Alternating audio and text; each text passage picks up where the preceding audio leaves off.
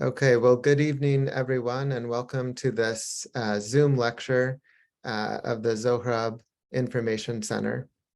I'm so pleased tonight that we have with us Dr. James Russell.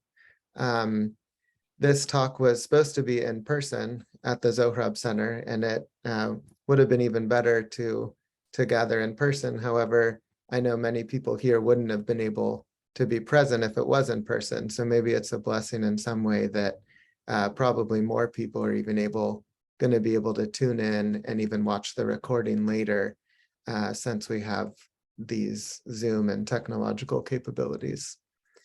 Dr. James Russell is Emeritus Mashtots Professor of Armenian Studies at Harvard University and has served as Distinguished Visiting Professor of the Hebrew University of Jerusalem, Associate Professor of Ancient Iranian at Columbia University, and part-time lecturer in Jewish Studies and Biblical Hebrew at California State University, Fresno. He serves on the editorial boards of the journal Judaica Petropolitana of the St. Petersburg State University, the journal Linguistica Petropolitana of the Russian Academy of Sciences, and the journal Homo Loquens of the Russian Christian Humanities Association, St. Petersburg. He's a founding member of the International Association for Jewish Studies, chartered in the Russian Federation. And in terms of his educational background, he holds a PhD in Zoroastrian Studies from the School of Oriental Studies of the University of London. And to highlight a couple of his recent books, a massive 2-volume collection of articles called Poets, Heroes, and Their Dragons, published in 2020 by UC Irvine Iranian Series, which brings together articles mostly relating to Iranian and Armenian studies, some Jewish studies as well, over the last 15 years or so since the previous collection of Armenian and Iranian studies in 2004. As well as the book that we're going to hear about tonight, The Complete Poems of Misak Medzarents, which is the first complete translation of the poetry of Misak Medzarents into a modern Western language, complete with a very detailed and wonderful commentary by Professor Russell. He has many other important books and translations in the field of Armenian and Iranian studies. Growing out of his dissertation was the 1987 publication of Zoroastrianism in Armenia, which treated the pre-Christian religious traditions in the Armenian milieu that also continued in some parts even up into the modern period. And he investigates all aspects relating to religious, cultural, and traditional kind of practices and beliefs, even sometimes using modern ethnographic methods in order to reveal aspects of Armenian practice that never got recorded into books. He also, as I said, had many other books of translations of modern poetry, medieval works, epic, and other literature. On a more personal note, it's an honor for me to be hosting a lecture by Professor Russell, who I consider one of my personal teachers in the field, even though I've never formally taken a class with him.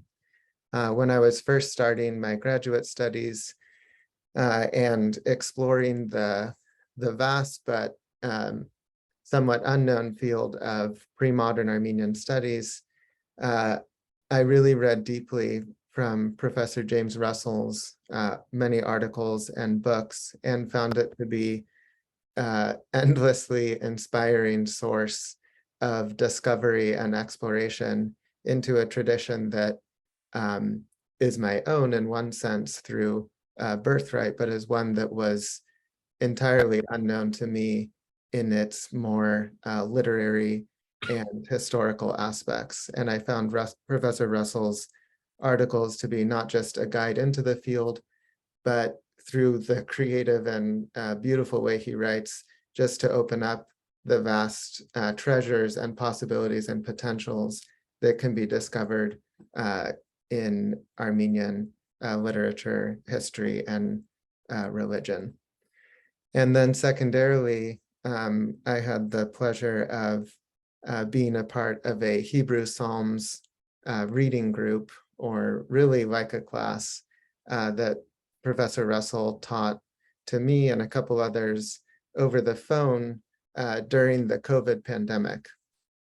And obviously that was a difficult period for everyone, but for me personally, I was in the midst of writing and trying to complete my dissertation, and we met for about a calendar year once a week. And every session in the evenings, usually Thursday evenings, was just a source of incredibly rich intellectual stimulation, but also just nourishment on the level of mind and soul through the way that Professor Russell unpacked the Psalms linguistically, literarily, and with their more religious and even mystical dimensions. So without further ado, looking forward very, very much to hearing Professor Russell speak about one of my favorite poets of the Western Armenian tradition, Misak Medzarents. Professor Russell. Thank you very much, Jesse, for your very kind introduction. Can everyone hear me okay? Yes, good. That sounds great.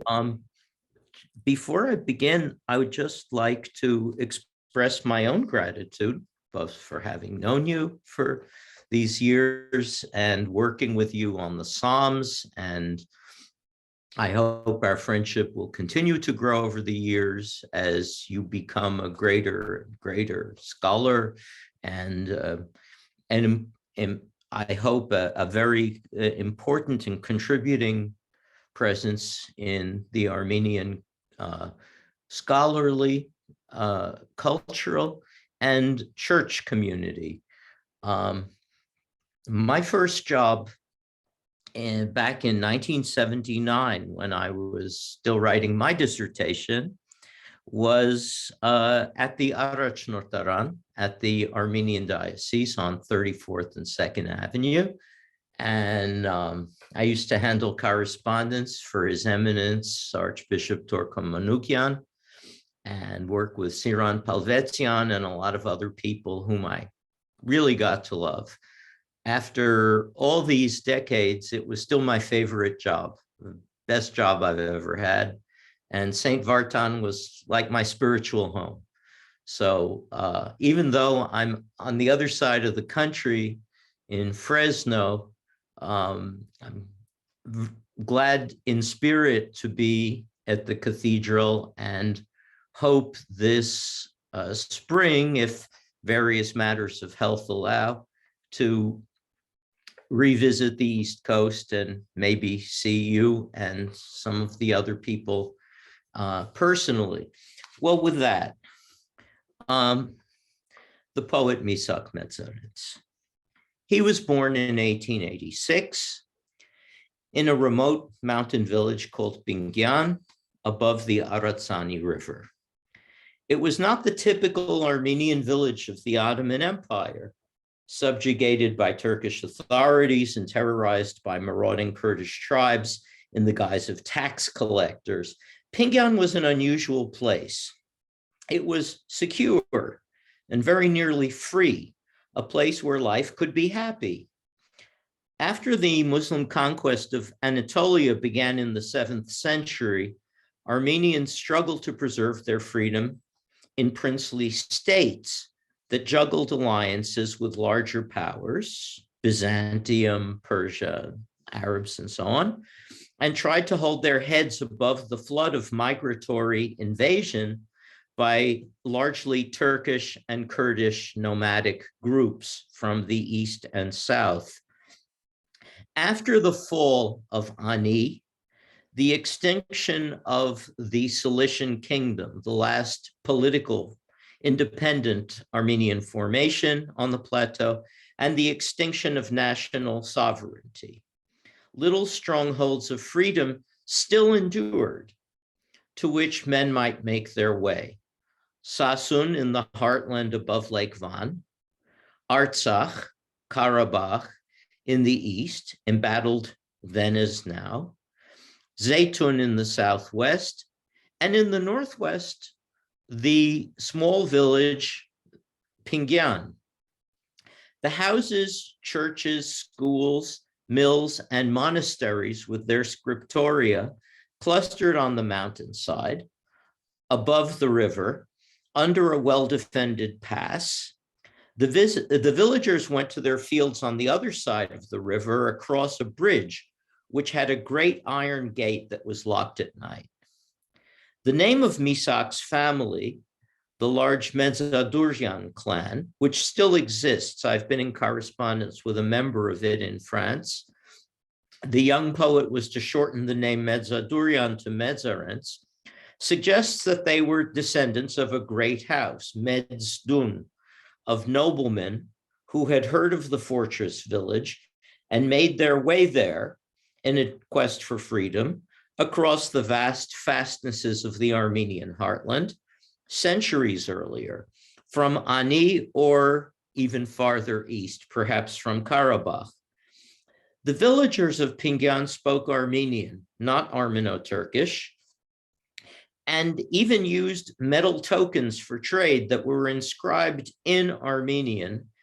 They were educated, free-spirited, excellent warriors, in whose homes, as Karakin Servantians reported, books shared the walls with guns.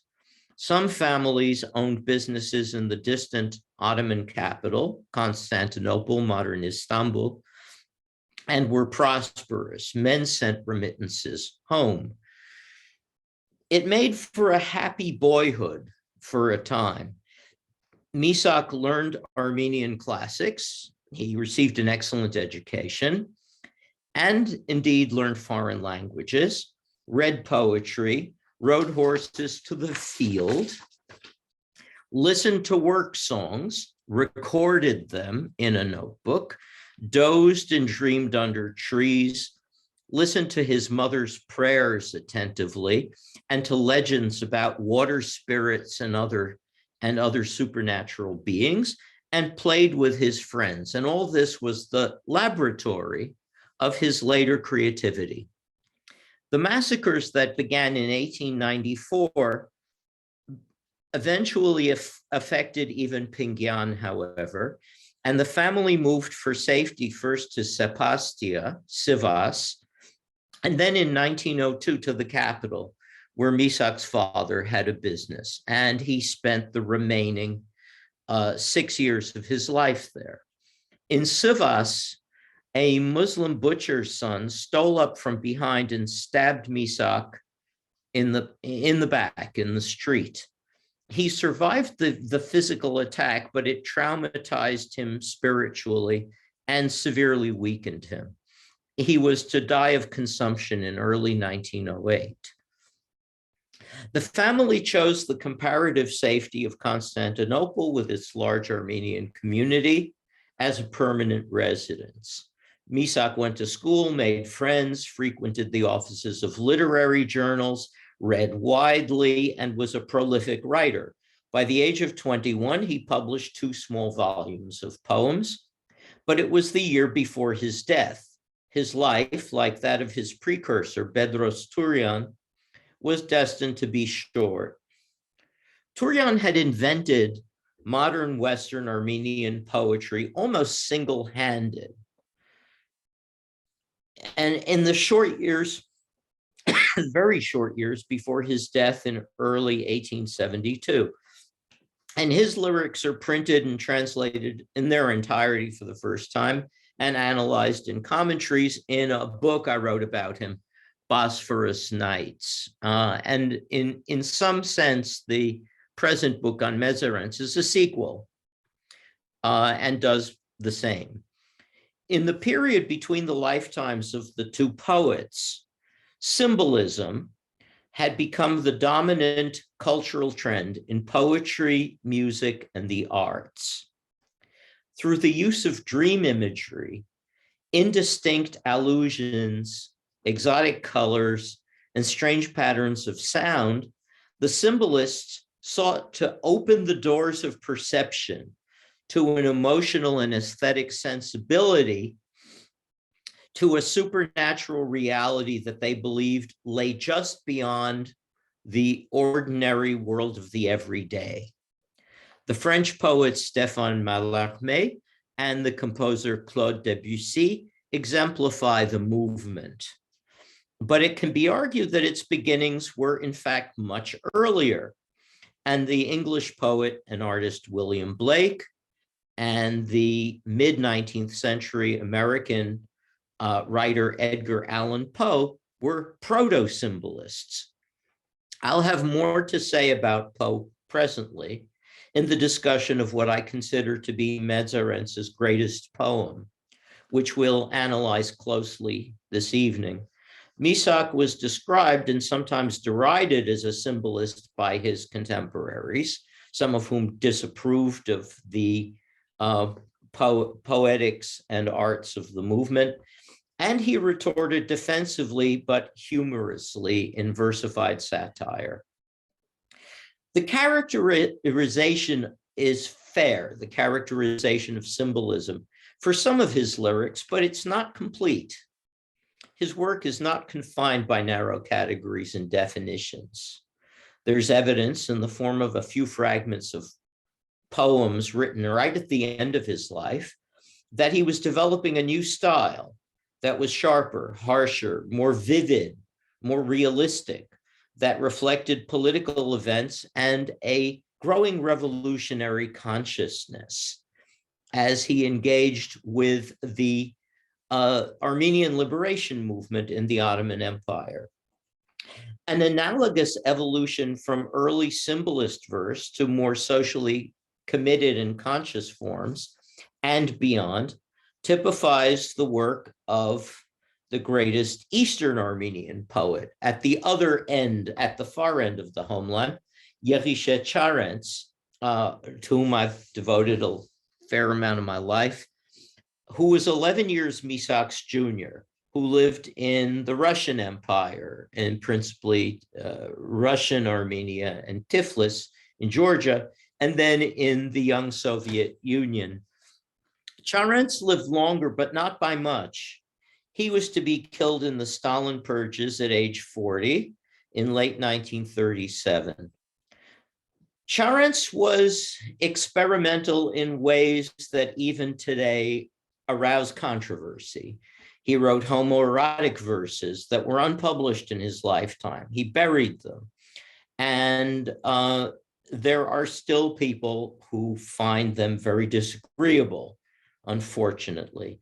We cannot know what Medzarents would have written had he lived on into the turbulent 20th century. I imagine he would have surprised us. He would have become even more of an innovator than he already was. He died on the eve of the Ottoman Revolution and just a few years before the Armenian genocide. As things stand, it is almost certain that he would have been arrested on April 24th and murdered with the other 250 odd Armenian luminaries of the capital at the beginning of the mass murder. So was his early death a kind of deliverance? The life was far too short, the future far too dark. In such cases, consolation is hardly to be found, and we must turn instead to the one source of consolation, to the work. I wish to consider one poem in detail with its far-reaching ramifications and the questions it poses about poetry in general. The poem entitled Gaidzer, Sparks, was first published on September 10th, 1905 in the Constantinople journal Masis, with another verse and the heading over the two, Yergu Sirerk, two love songs rather, and was reprinted in the poet's first volume of verses, Dziadzan, Rainbow, 2 years later, 1907. The political activist, publisher, and literary scholar Aram Antonian wrote the preface to the book. He was a great admirer of Medzarents and presciently saw how important he was. The poem consists of 4 quatrains. Each line is 7 syllables in length. Armenian stress is regular. I realize that there are Armenian speakers at our gathering for whom all of this is elementary, but for those who don't know the language, let me just mention briefly that in Armenian, the accent falls on the final syllable of a word generally, except for enclitics, short, unstressed words of 1 syllable following a longer one, and in cases where the word has the suffix of the definite article, which is a short e, a. The rhyme pattern is a conventional one. And here's my translation, followed by a reading of the poem in the original. The drumbeat of my soul and its tambourines trill this night descend in laughter. Like cymbals clashing, they delight. My memories clap their hands together. Accompanying the castanet's song, your falcon eyes flame, noble purple born in fire, burn within my soul again. Drunken on that intangible ambrosia, with kisses redolent of flowers, sway there in mad dances, the regal ladies' undulations. The dark night gently wears away. Oh, just once more, just once again, my soul intoxication craves in the rivulets of fire flowing from your gaze. And now in Armenian. Hokvuis tap utumbuki gichne tzizach nais gishesh. Zunskane rubes zunzun tzap gazarnen im husher. Pampir neru yerkin het ku shaheni ach kerut. Dziranetsin potse harut. Gairi hokvuis mech noren. Kinov anyut nektaren. Hampur nerun zach ganush. Hon cholapar gebaren sharshu tsever pambishi. Zeiken ham roren gemashi. Ach kip chmanal, kichmanal. Guze hokis kinovanal. Naivats kitmech harahosan. The poem is a reverie, an induced dreamlike act of imagination by the author at night within the 4 walls of his lonely room. There are frequent images of fire, but the title, Sparks, suggests a desire that the fire could ignite, but has not yet. Incidentally, Rafi wrote a very important novel also called Gaitzer, which is about the sparks of a revolution to be kindled. And Lenin edited a newspaper called Iskra, which means spark in Russian, which is part of a line from a verse, is Iskriva Vazgaritsa Plamia. A flame will be kindled from a spark. The idea here is that the sparks are there, but the flame isn't kindled, that it goes out. I don't know, by the way, whether Medzarents was familiar with Rafi or not. I can be pretty sure he didn't know Russian and didn't read Iskra, at least. But the point is that here, before dawn, the passionate and insubstantial vision fades, even though the poet pleads for it to stay. The first 3 stanzas progress through the 5 senses, each more physically immediate than the one before it. So it builds in its immediacy and its intimacy. The first stanza bursts on the reader with vividly percussive sound. Drums, tambourines, cymbals, hand clapping, no wind instruments here. It's all things that you beat that have a rhythm. The second stanza moves to the sense of sight. Fire and flame evoke bright red and rich gold.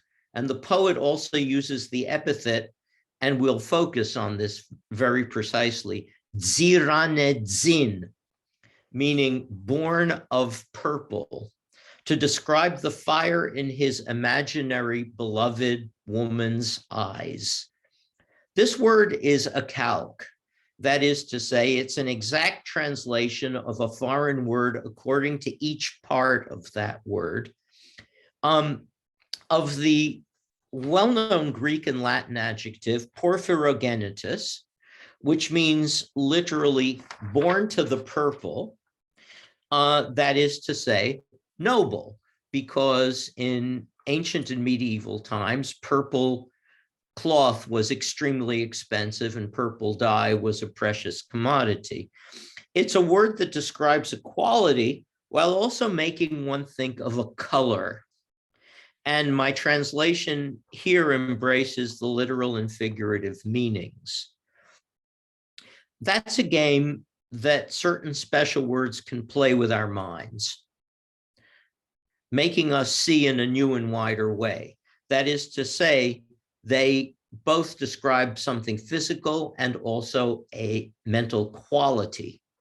I'll shortly discuss this intricate and vivid term in great detail, and in connection with both the proto-symbolist, American poet Edgar Allan Poe, whom I mentioned earlier, who used it also and importantly, and then a translator, and we'll look at his choices and how he translated that term and other important terms by the Russian symbolist poet who translated Poe and is also well known for his love of Armenian poetry and his work on Armenian poetry, Valery Brusov. The third stanza of Gaidzer combines the remaining three senses altogether: smell, taste, and touch. The poem overwhelms with voluptuous imagery, flowers, intoxication, kisses. The poet is drunk on nectar. Now, this doesn't mean sweet fruit juice. The Greek word, whose variant and equivalent is ambrosia, means literally immortal. It's a drink that confers immortality and is echoed by the compound word that Medzarents uses in Armenian, zachganuish, zachig, flower. Anuish is a classical Armenian word from Middle Iranian, meaning immortal nectar, ambrosia. It comes from an, not, ausha, dying, anuish. Now, in modern Armenian, with the diphthong reduced, anush simply means sweet. Also an important word. There's a second word for sweet in Armenian, kochser, which is actually cognate to the English word sweet. But here, I think Medzarents is playing on several different things. First of all, a classical Armenian register to bring us mentally into the past, and then repetition of different words with the same meanings to layer a sense that we're dealing with some sort of supernatural beverage in this reverie. And then he uses the word for a kiss, hampur. Hampur is an interesting word because it means literally a sharing of fragrances, pur, such as sweetness. And pur, incidentally, is a word also from Middle Iranian, which is cognate to the Sanskrit word Buddha. It means awareness. So Hampur kiss has a particular resonance here. It includes fragrance, drinking, various other things. Through Medzarents' choices of words, the senses all blend into one another. And in the final quatrain of the poem, the sensuous vision fades as morning dawns, though the poet begs it to linger and prolong his self-induced intoxication.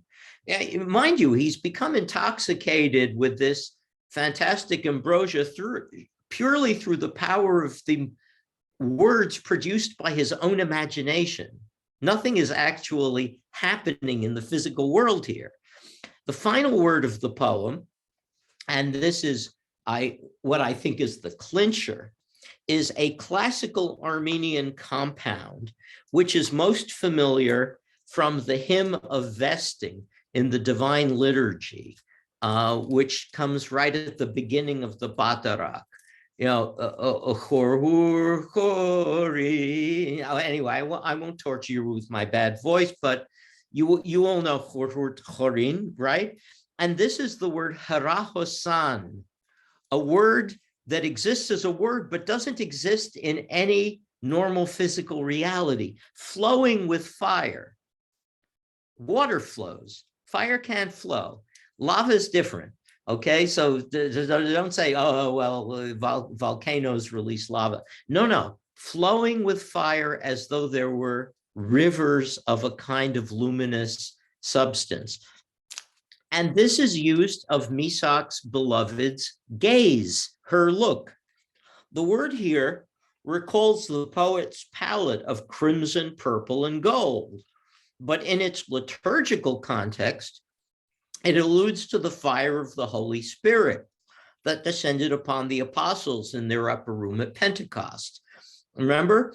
And conferred upon them the gift of tongues. So the fire, this heavenly fire, flows down from heaven and then gives them what? Linguistic inspiration, which is precisely what this poem is about in the first place. But the final stanza also reminds one plaintively that the whole sumptuous scene conjured so richly by the poet's imagination is as insubstantial as a dream. Now, the English reader will be reminded here of similar reveries.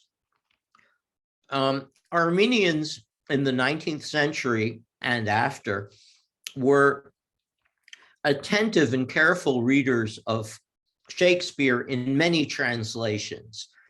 And there were great Armenian Shakespearean actors, Masehian. So it's not entirely irrelevant that I'm quoting The Tempest, Act 4, Scene 1. Prospero. Our revels now are ended.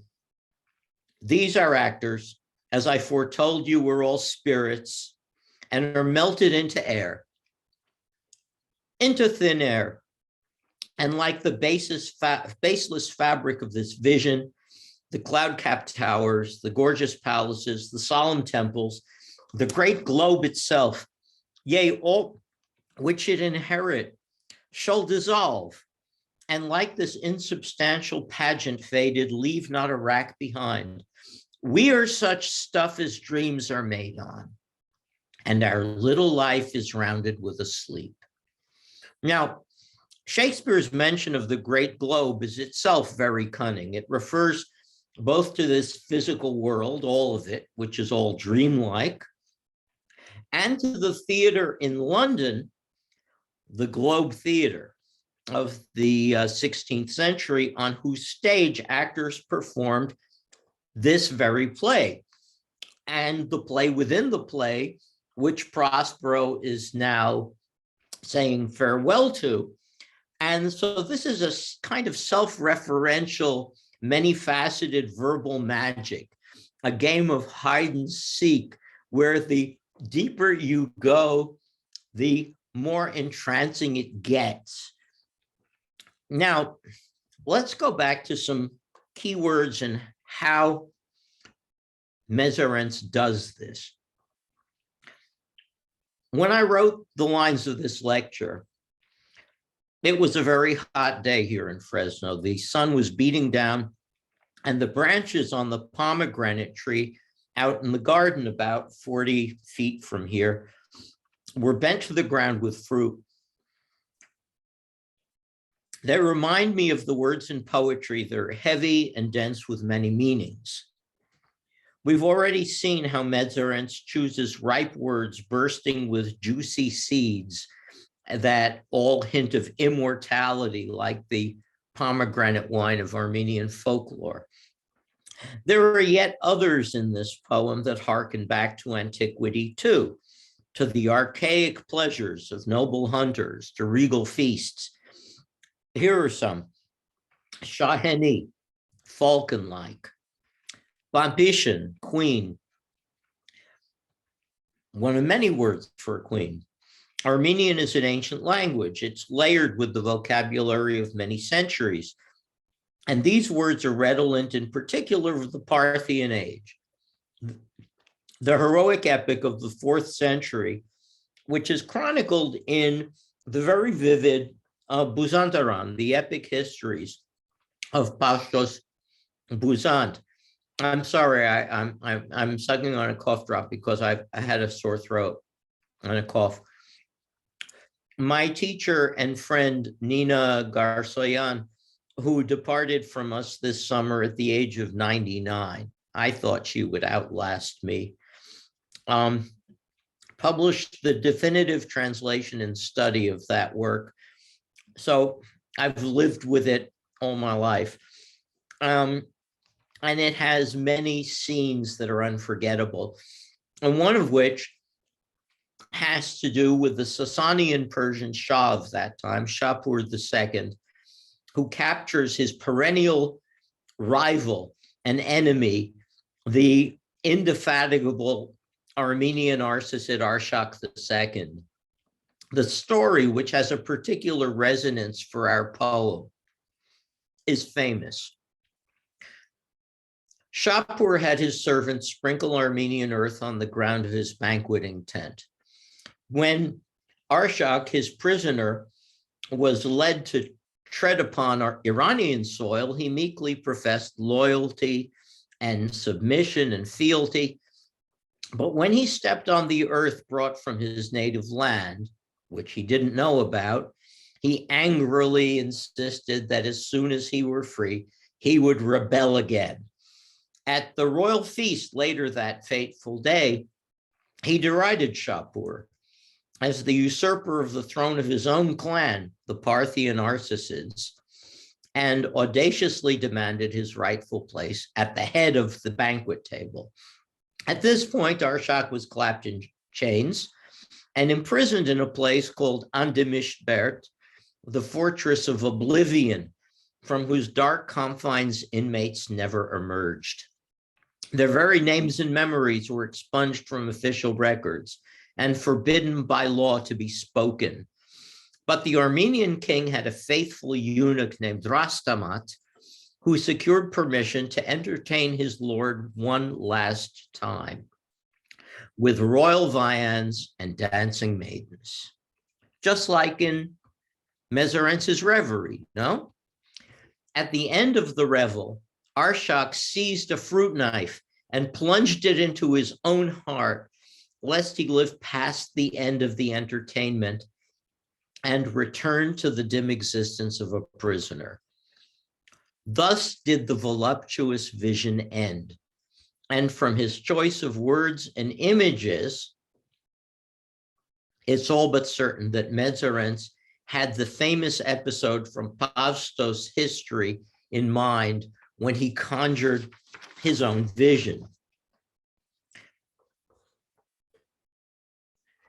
Epameron, tidetis, tideutis, skias onar anthropos, declared the poet Pindar in a celebratory ode to the victory of an ancient Hellenic athlete.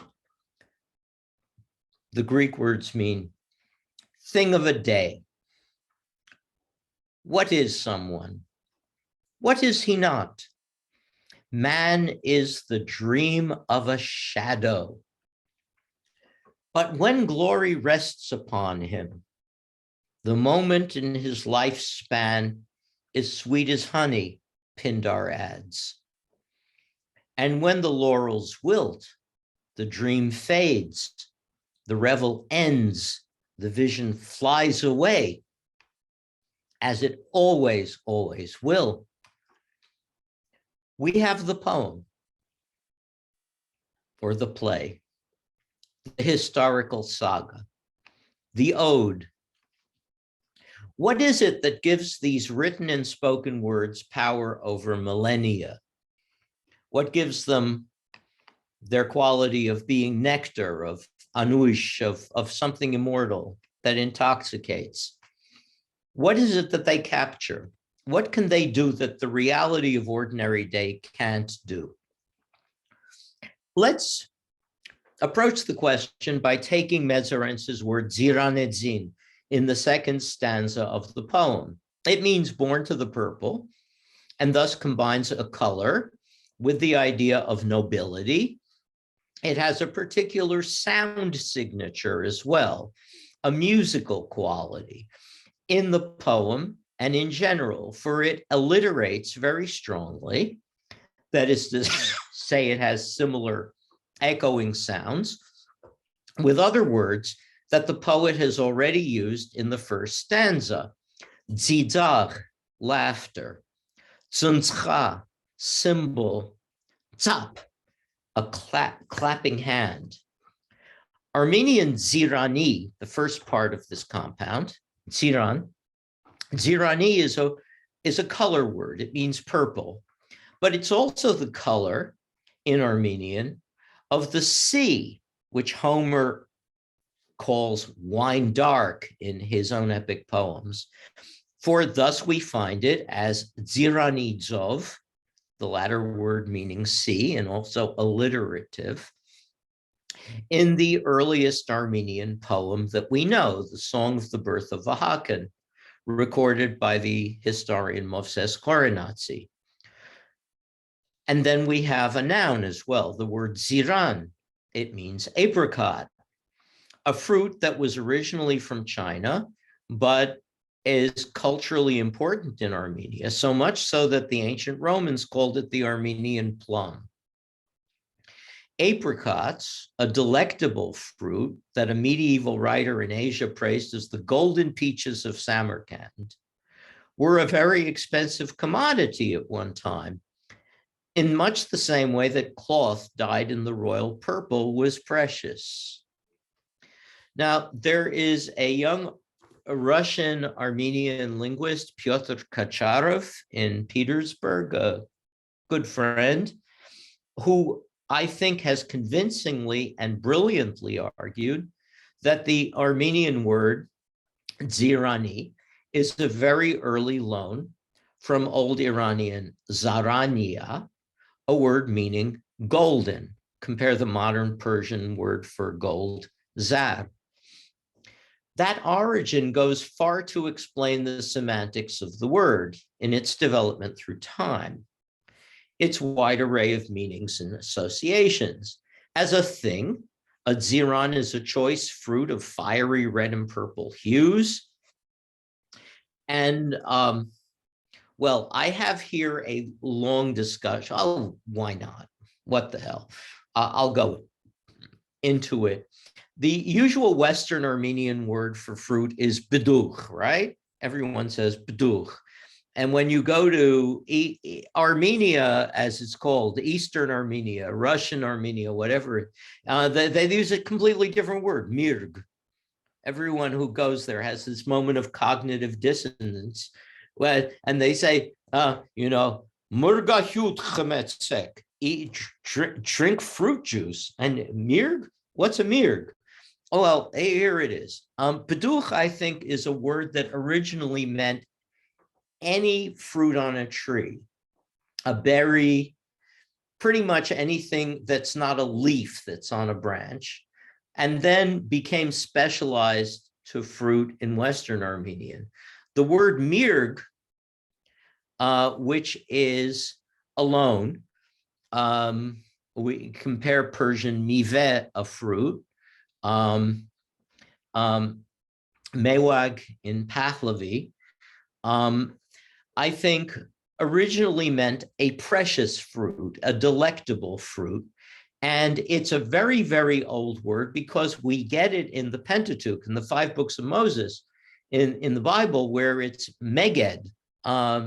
What happened with an original form, Meged, is that you get the D and the G reversing, and then an intervocalic D in Armenian becomes an R. So Medeg, Mirg, you see? But it's a very, very old word. So I think that I think it's either an aerial word, which means it doesn't belong to any language family, and the Iranians got it early, and then Armenian got it through Parthian, or who knows? In any case, a ziran is a very special fruit. It's a mirg. It's not just a beduch. Okay. Now, as a color, zirani corresponds. It has the same overtone of rarity, of being exquisite. And this is an association, purple, with gold, with nobility, and so on, that again goes beyond language families in the Near East. Armenian is an Indo-European language. Iranian is an Indo-European language. But we also have in biblical Hebrew and later a word for purple, argamon. Argamon, which means purple. It's generally derived from an Akkadian word. Akkadian was the language of Assyria. Argamanu, which has the dual meaning of both purple and tribute. And from there, some linguists take it to ancient Anatolian. I would suggest, very tentatively, an early Iranian origin, which has important Armenian overtones, in fact, from a base meaning, arg, meaning to be valuable, which makes more sense. And I would compare to this the Iranian in Armenian name, Argavan. Argavan means precious. It's the name of, if you are a reader of Armenian epics, you'll know that Argavan was one of the courtiers of King Artaxerxes.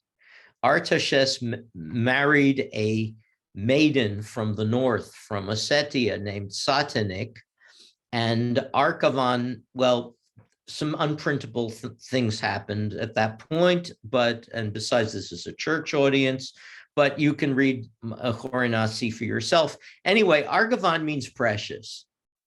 And the name is so important that it was loaned from Armenian, I've argued, into the languages of the North Caucasus, into a cycle of epics still recited there, called the Narts, where we have a fellow named Argvana in a completely different language family. And the word Argamon itself, purple, is so important that it even takes on a kind of a magical overtone, because in Hebrew magical texts, Argamon becomes an acronym. It becomes an acronym for the names of angels: Uriel, Raphael, Gabriel, Michael, and Nuriel. They spell Argamon together, and you find them in magical texts all over the place. And my suggestion is that the fact that it means royal purple enhances, as it were, its use. Anyway, basically, we have a word that is shot through with antiquity, with symbolic meanings, and with various kinds of meanings. Now, let's go to the next stage. One can call a word, say ziran, here, apricot, a signifier. This is an important term. Please keep it in mind. That is to say, It signifies, refers to, names an object in the real world. The thing that the signifier refers to, in this case, an apricot, is, sensibly enough, the signified, right? In general, the signifier is arbitrary. There are different words in different languages for an apricot. The fact that I'm saying apricot here and Ziran there indicates that neither word has a genetic relationship to the word it describes. They're arbitrary. Now, this is generally the case because sometimes words do have a direct relationship to what they describe when they're onomatic poetic. When a word mimics the sound of something in the real world, it's onomatopoeia, and then it does have a relationship, but in general, no. It's also the case that the signifier is inadequate fully to express the reality of the signified. It's never enough. I can say apricot from today till tomorrow, but the colors of the fruit in the sun, its silky feel, the taste of its juice, the pit within. Obviously, one word cannot carry all of these. And even a page-long description would not be even remotely the same thing as immediate experience. A long shadow falls between signifier and signified. Over the centuries of human speculation about this mysterious ability we have called language, we feel instinctively that there must be a relationship, but there isn't. To compensate, our ancestors crafted the myth of the language of Adam, the first man. It was a primordial perfect speech in which Adam gave each of the animals its true name. We no longer know what those are. But look what Medzarents has done. As we've seen in the analysis of his term, Ziranedzin, his signifier is more, not less, as a word, sparking various mental and aesthetic associations than the signified. The signifier in the poetic language that Medzarents has invented is greater than the signified. Not only is it adequate, it can do things that the physical object in the real world can't do. And I think that this can serve as a good definition of a poem. Mind you, I'm not saying the good definition of a poem. There are many ways to define a poem. But here's one, and I think it's new. A literary form in whose lexicon a signifier is to be encountered that is greater than the signified. I think that definition has implications worth further thought. But I don't want to say farewell just yet to Misak Medzarents' magical word, Ziranedzin, that means literally to the purple born. It's very nice, by the way, that Armenian zin, born, is cognate to Greek genos, but has this lovely resonance with Ziran. It adds to the word in a magical and a musical way. But it is purple born, but also much more. Because we encounter the English form of the Greek parent, Porphyrogenitus, in another poem.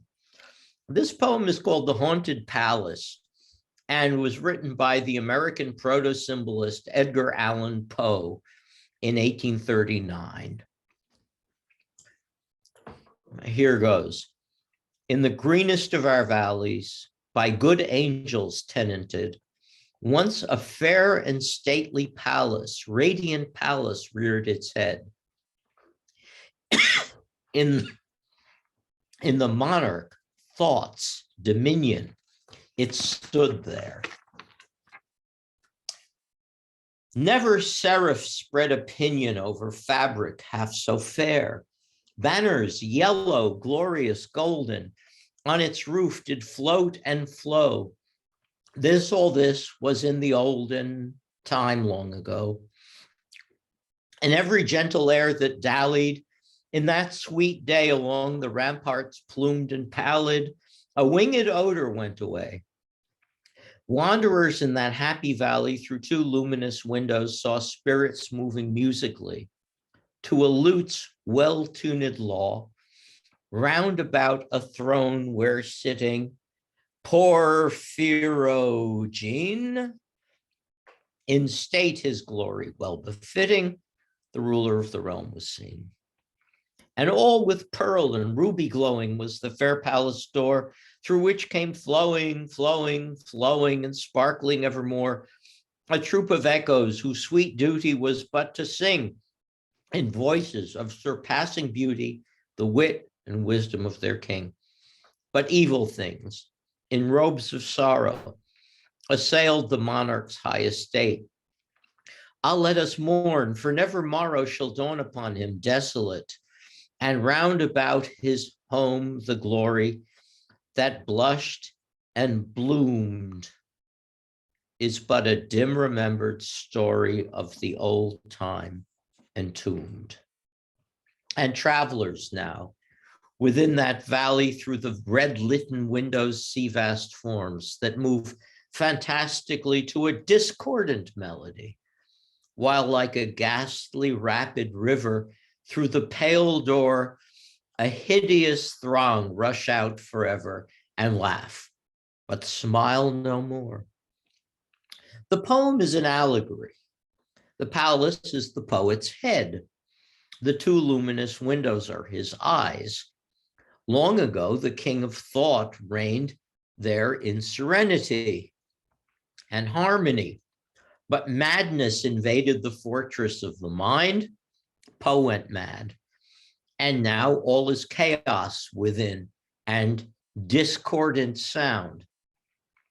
The windows that were once bright are now red litten, or as a variant of the text has it, encrimsoned.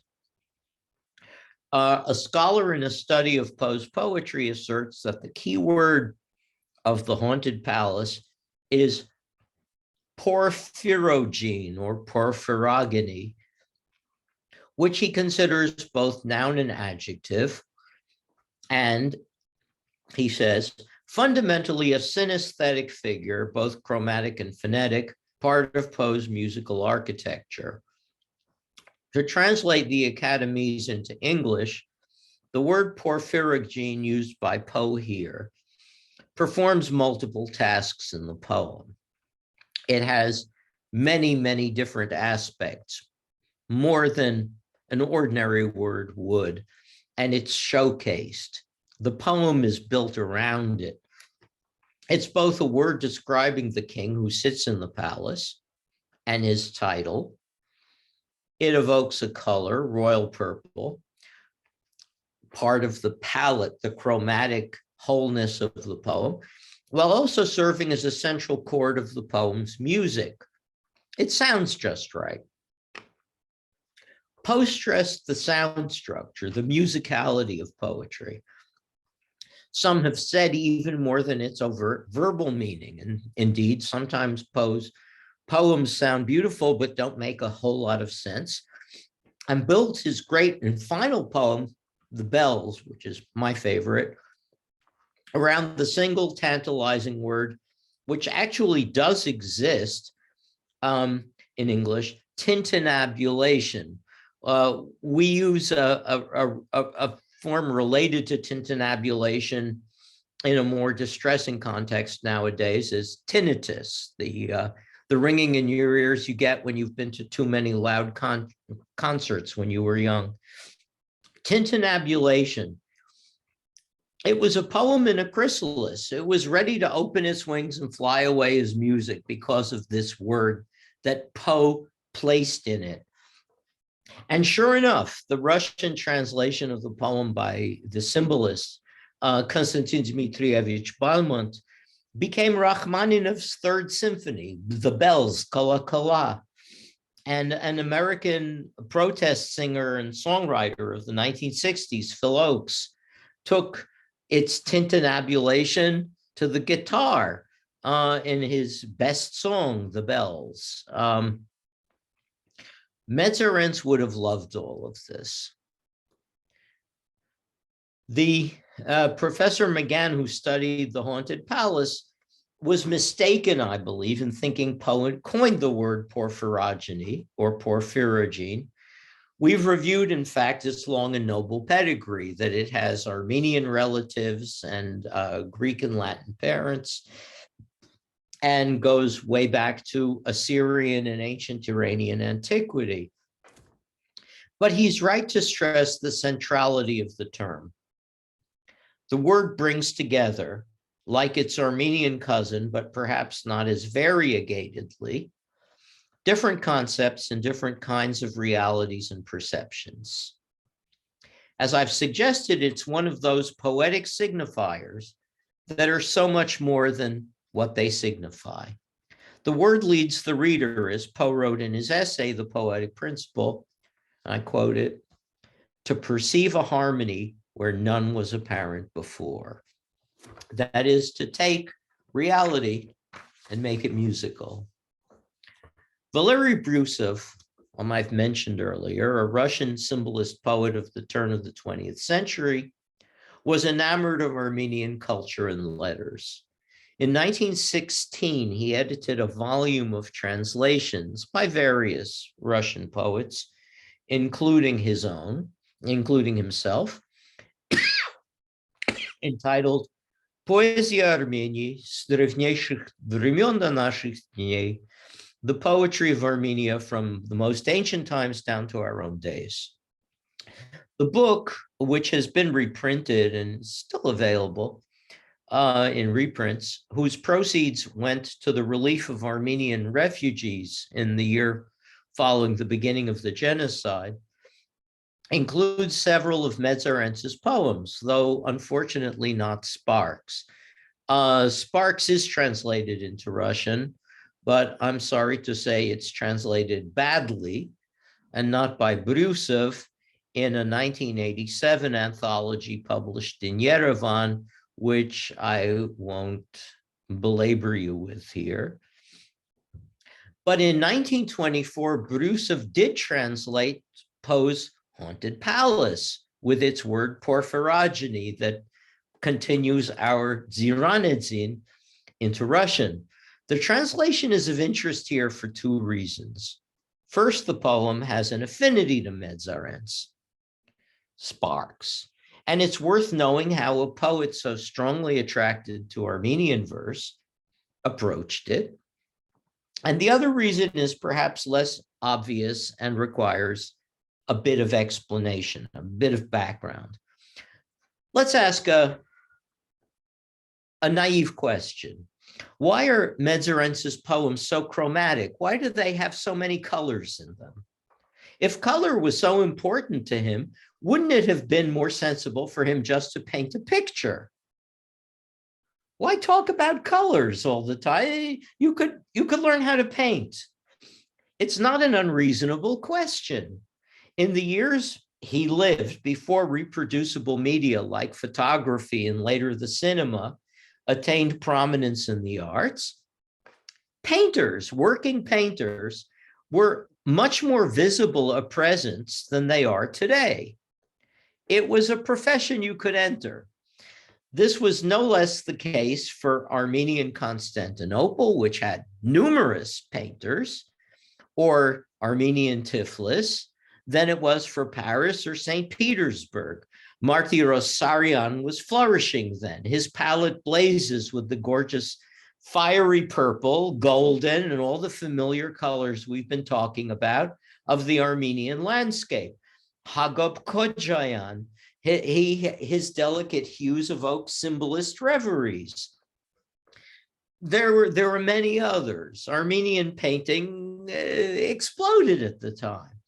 I think Medzarents deliberately intended us to read his poems and then to make our own mental effort to see his colors, which are also sounds and emotions within our own minds.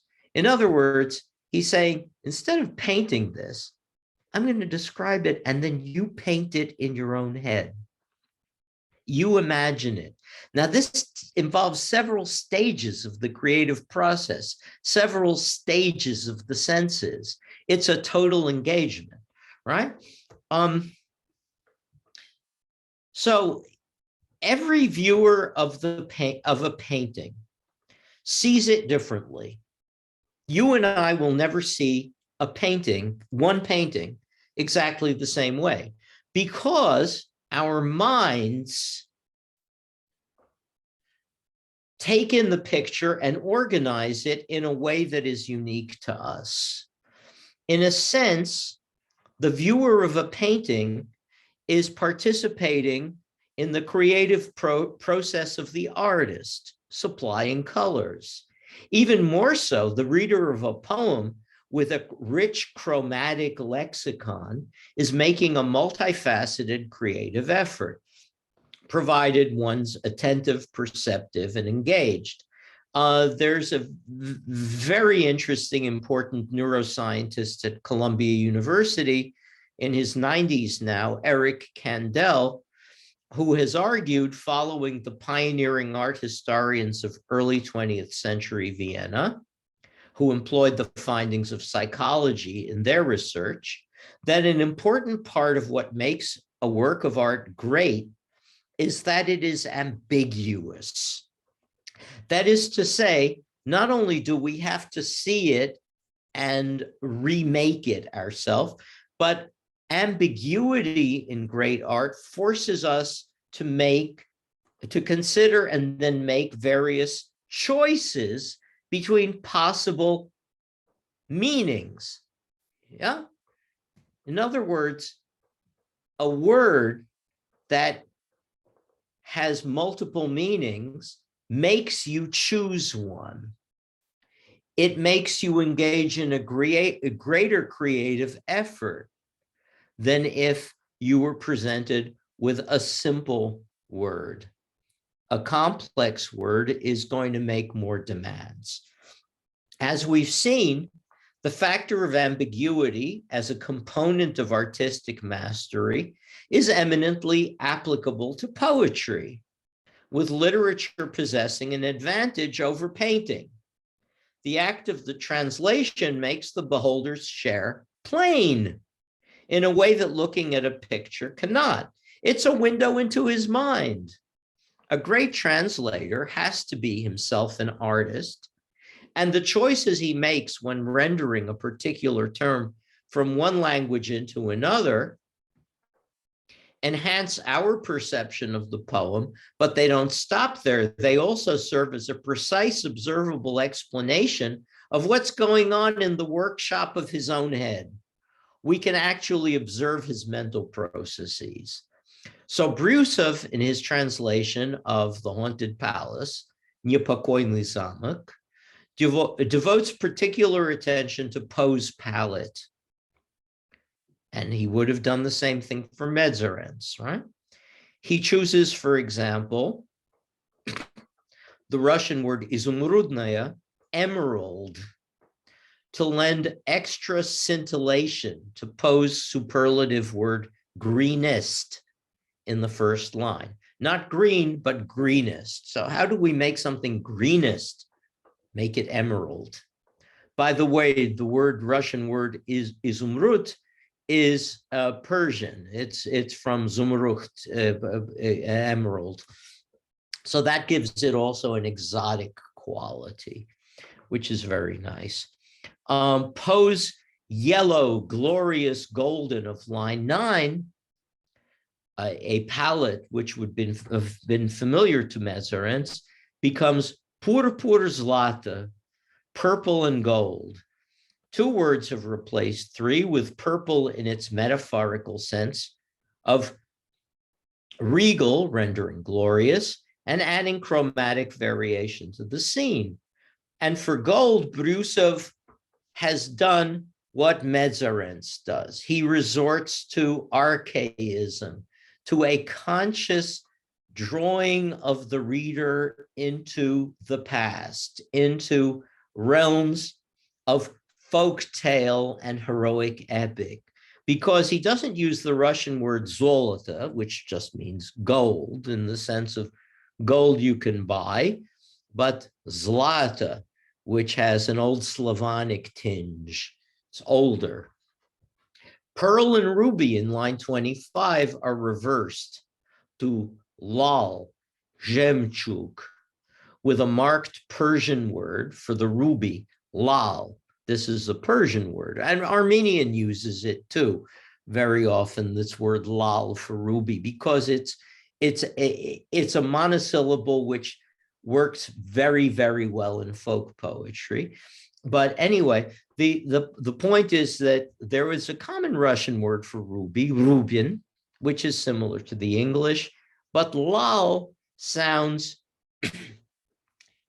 more stressed. It requires more effort of the reader, who is not likely to encounter it in everyday life. So we reach porphyrogeny, the word for in line 25 of Poe's poem. And what does Brusov do with it? We expect something interesting. He's been very, very, very particular about how he translates poetic words and what overtones he gives them. And here, all Brusov has to do is what Medzarents did: reach into the heritage of the past. In this instance, into Russia's Byzantine heritage, and retrieve the well-known Slavonic calque upon the Greek original, porphyrorodnaya, porphyrogenitus, porphyrorodnaya, which is nice and feminine as an adjective because it's a queen, not a king, since thought is a feminine word in Russian, мысль. And so Brusov has shifted all of this to feminine endings, which are longer and more vocalic than masculine endings. So we can see how his workshop is working. And since this is a poet's workshop, it also gives us some insight into Medzarents' workshop. And the original, with all its fertile ambiguities, is right there. Porphyrogenitus in its perfection, with only an alteration in its dress. This was a discussion of one poem of Misak Medzarents, and with a focus on one word in it. So it's treated the complexity and depth of the possibilities of his vision and his language. And these subjects have prompted further considerations in brief about the definition of the poetic art itself and even the nature of perception in literary art. Those are very big topics. Armenian literature is not central to the preoccupations of the cultural elite in this country or in most others. But I think that Byron was right that Armenian ably repays the effort of learning it, because the study of poets such as Medzarents lead us into questions that touch upon the richness of the human experience in art, and maybe even what human experience is. We turned, you remember, from the dark prospects that lay beyond the short life of the poet to that which endures unshadowed, the work. But I want to turn in closing back to the life, not as it ended, but in a vision of what it might have been. My own reverie, that same kind of imaginative journey that brought a kiss to the lips of the unloved and lonely poet in Constantinople, in his hypnagogic reverie of antic revels, of falcons, and of the regal purple. I want to imagine him living on. I want to imagine him in a particular place. This lecture was to have been given in the flesh in my hometown, in Midtown Manhattan, on the East River, an hour's walk north of the Brooklyn Bridge. Brooklyn Bridge, whose massive cathedral-like stone arches raise aloft the delicate web of catenaries and cables that span the sunlit river. Its view, the prow of the great city riding at anchor at the head of the bay, whose entrance the Statue of Liberty commands. It's a kingdom of poems. Edna St. Vincent Millay traveled back and forth across New York Harbor to Staten Island and wrote this poem. Maybe you've seen it. They like to put it in poetry in motion on the subway sometimes.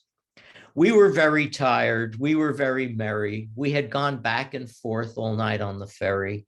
It was bare and bright and smelled like a stable, but we looked into a fire. We leaned across a table. We lay on a hilltop underneath the moon, and the whistles kept blowing, and the dawn came soon. We were very tired. We were very merry. We had gone back and forth all night on the ferry, and you ate an apple, and I ate a pear. From a dozen of each we had bought somewhere, and the sky went wan, and the wind came cold. And here's a Medzarents line. And the sun rose dripping a bucket full of gold. We were very tired. We were very merry. We had gone back and forth all night on the ferry. We hailed good morrow, mother, to a shawl-covered head and bought a morning paper, which neither of us read. And she wept, God bless you for the apples and pears. And we gave her all our money, but our subway fares. And the ferry passes the Statue of Liberty. And I recall the lines of another poet, Emma Lazarus, engraved there. Again, this is a poem that invokes antiquity, but with a very different purpose than what we've seen hitherto. Not like the brazen giant of Greek fame, with conquering limbs astride from land to land.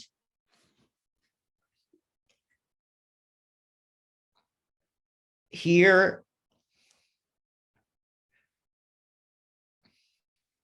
at our sea-washed sunset gates shall stand a mighty woman with a torch, whose flame is the imprisoned lightning, and her name, Mother of Exiles. From her beacon hand glows worldwide welcome. Her mild eyes command the air-bridged harbor that twin cities frame. That's New York and Brooklyn, which at the time were two different cities. Keep, ancient lands, your storied pomp, cries she with silent lips. Give me your tired, your poor, your huddled masses, yearning to breathe free. The wretched refuse of your teeming shore, send these, the homeless, tempest-tossed to me. I lift my lamp beside the golden door. I want to imagine Medzarents making it here, surviving. And the bridge, Frank Stella painted it in Cubist and constructivist riffs. A Russian country boy who was a poet of taverns and whorehouses, Sergei Yesenin, and his American ballerina wife, Isadora Duncan, who were banned from scandalized Puritan Boston, tripped across the Brooklyn Bridge. And they wrote about it. The bard of the revolution, Vladimir Mayakovsky, praised it in strident verses made for a new medium called radio. Hart Crane, the young American gay poet, devoted a cycle of verses, The Bridge to It. Yesenin was a suicide in 1925. Mayakovsky followed him in 1930, and the young Hart Crane leapt to his death from a ship. Medzarents died young. I want to imagine them all living longer. Medzarents alive with them in a new country, walking together across the bridge, maybe to Greenwich Village to do a reading of their new poems, Armenian, Russian, English, that they had not yet written, that we don't yet know in this particular world. I imagine Misak Medzarents in one of the Armenian restaurants of the New York of my childhood, the Golden Horn or the Dardanelles. I imagine Medzarents very old, reading Allen Ginsberg's poem Howl. A few years later, I imagine him with a drink, maybe with some friends at a folk club in the village, listening to the first performance by a new singer named Bob Dylan. I imagine what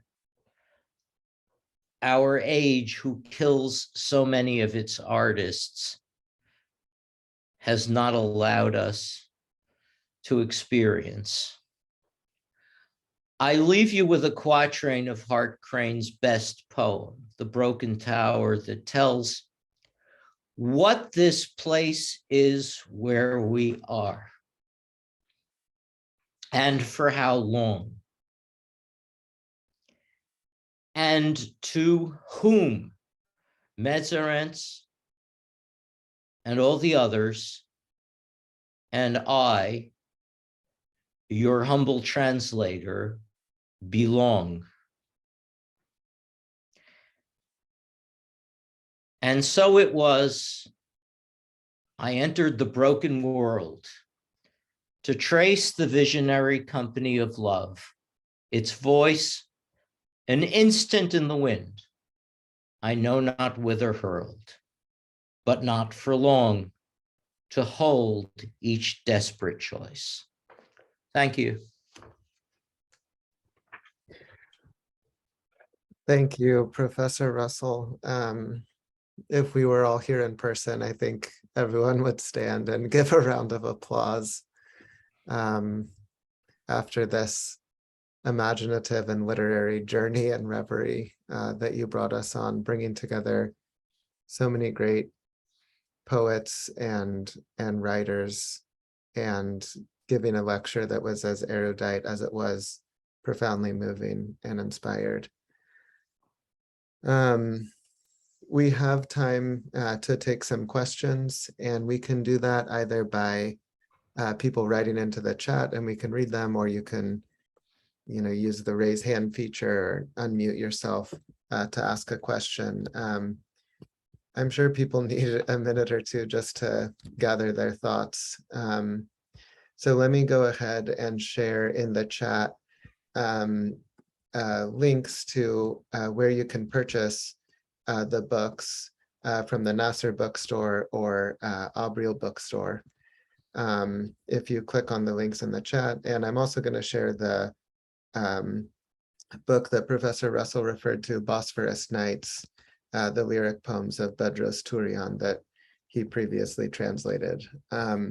What you got tonight, I would say, is similar to the experience of reading Professor Russell's translations and his commentaries, which go through similar philological and comparative literary journeys, really, in each commentary, and bring out so much of the richness and ambiguity and profound meaning that's in these works. So are there any questions that anyone would like to ask?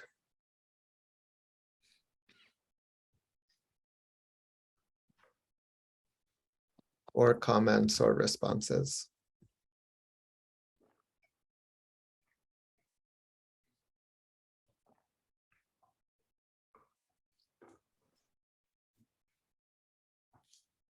I was wondering, Professor Russell, oh yeah, go ahead, Abraham. Yes, well, this has been such a profound presentation.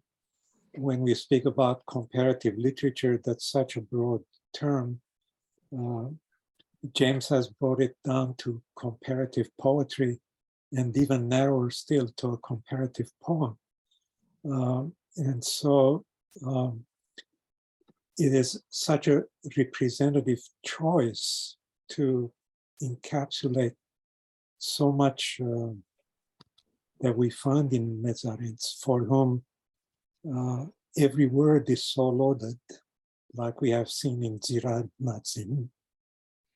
And then how much more a whole stanza, and how much more a whole poem, and how much more a whole book of poems. And for James to give us such a big collection of everything we have from Medzarents, I just cannot think of the enormity of this precious treasure that James has handed to us. So what we got today is only a particle, representative of the whole. Thank you again.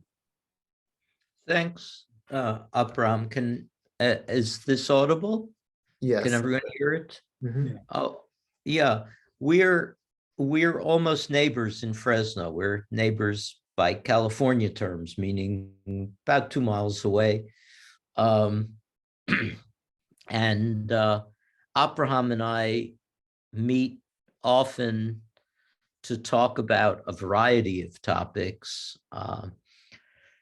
I had thought when I moved out here that the next project would be working on Indra, on Nerashkar and Nojastan. And then as you get older, you realize you have only a limited amount of time to do things.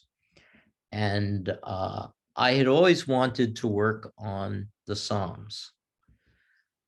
Theo van Lint at Oxford and I had often talked about our work on Naragatsi, and Abraham has published, I think, the definitive American English translation of Naragatsi now. And I always wanted to go more and more into the Psalms. And so Jesse and I were working on the Psalms during the COVID pandemic.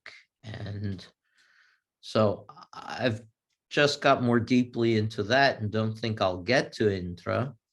And right now I'm working on the book of Job, which I'm beginning to think is what the Psalms would have been if they had been written by a blues musician instead of King David.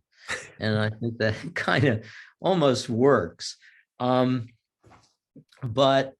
I just like to throw it out there for anyone who's tempted to work on the profound material that we have available in Western Armenian literature, particularly Western Armenian literature, the heritage of an endangered language, that Indra remains to be done.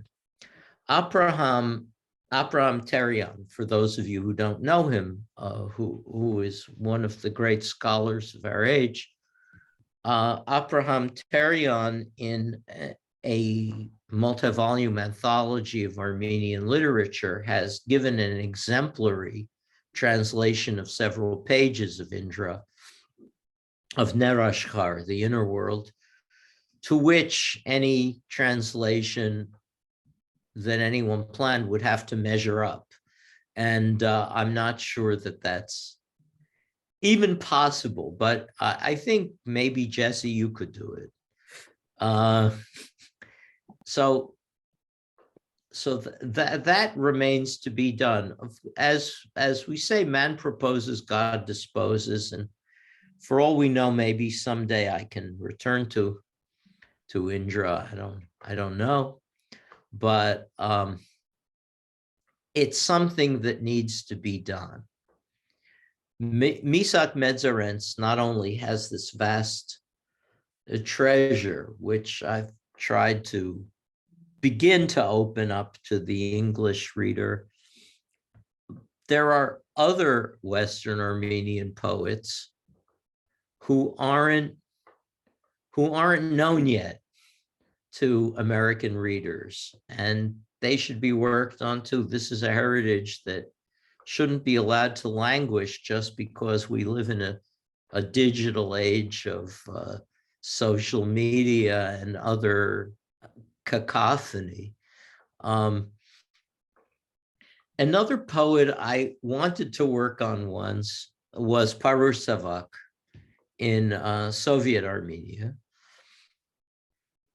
I liked very much his lyric poems, like Yeritzi Luis, the cycle Yeritzi Luis, Let There Be Light, and some others. I didn't like so much An Lerelizan Kagadun after I read it through and thought about it. And so I never really approached it except to do bits of it. But there was a translator named Garig Basmajian who lived in Jerusalem, and he did a magnificent little volume of Parur Savak, which is not known as well as it should be by English readers. And so maybe Parur Savak should be worked on more. I think that is just some suggestions for future work. And of course, the translation of Medzarents is not meant to in any way be a final word. It's more of an opening to other studies. In a very good review of the book, Jesse mentioned, for instance, that much more attention should be paid to French poetry than I was able to do in the book. And as you can tell from the lecture, Stéphane Mallarmé, Debussy, and the France is in many ways the heart of symbolism, and Francophone Belgian poets as well. That wasn't where my emphasis was so much as an Armenian philologist. And I know that there's a book on French, I think it's James Etmekjian's book for French material in Armenian poetry. I don't think it's a particularly good book, but it's a beginning. And I think there should be a much more penetrating study of French symbolists in Armenian literature, and that's another desideratum. And I think you were right, Jesse, to focus on it. It's something that ought to be done. Yeah, anyway, those are some random thoughts. Anyone else have anything to say? There's a question in the chat, Professor Russell, asking if Garig Basmajian's work that you mentioned in the lecture is available. I don't know. It's been years since it was published. I think it was published by St. James's Press. And I have no idea now what the status of the press in Jerusalem is. It ought to be reprinted. Garig died young and suddenly and unexpectedly outside Moscow. I was hoping for much more from him, and we were friends. The poets don't always seem to have happy earthly fates. But maybe there's some way to reprint it.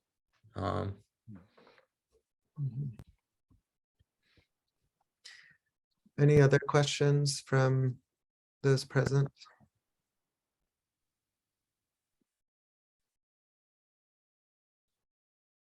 There's a question in the chat here that I'll read out. Well, first I'll read a compliment. An inspiring multi-dimensional presentation. Thank you very much. And multiple people writing thank you in the chat. I noticed that it was someone named Robert Maksudyan. Yeah. Are you related to Krikor Maksudyan? No. Oh, the answer okay. is no. Yeah. He was my teacher at Columbia in the early 70s. Mhm. Sorry, anyway, yeah. Yeah.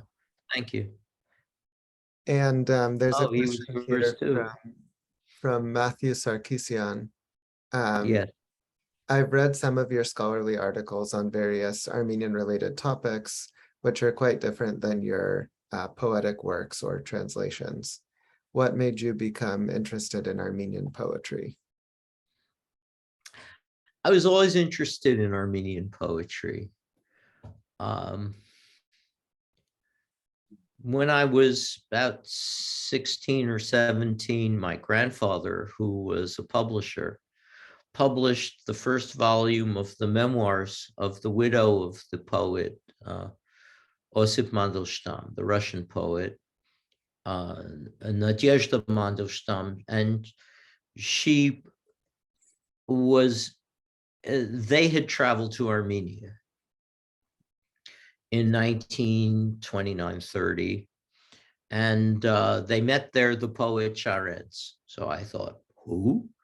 I've never heard of him. So I began working on Charents when I was a freshman at Columbia, actually. And at first reading him mostly in Russian, and as my Armenian improved, then I read him in the original. And by the way, Garik Basmajian translated his poem Mahvan Desil, The Vision of Death of 1920, and it's still the best translation I've ever read. So I was very interested right from the beginning, and then as a sophomore and a lovesick romantic, I would constantly read Avitik Isahakyan, Siretsi Yaris Daran, Yara Davin Daran, and so on. Esinch Zulumashkara, Sirtis Bogetsin Daran. And so anyway, what happened was that in after doing doctoral research on pre-Christian Armenia, at the suggestion of my professor, she said that this had to be done and one could do it. I'd done quite a lot of work on a medieval Armenian poetry, on Hovhannes of Tulkuransi, and published a book on that. I then turned to epics and to medieval ballads, and the whole unexplored field of epic poetry. I really didn't think that David of Sassoon had got the treatment that he deserved. At one conference in Holland, some Dutch professor of medieval studies even got up and said that Sassoon Siet David isn't an epic at all.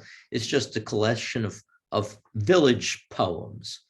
And it was very, very dismissive and nonsensical. And I thought, no, this is a tremendously coherent epic with very ancient roots, and devoted about 10, 15 years to working on it at the urging of two people, Nina Garsoyan, who was very interested in the structure of heroic epic and the way it peeks through Armenian historiography, and Michael Stone in Jerusalem, who was a friend and mentor, professor of Armenian studies.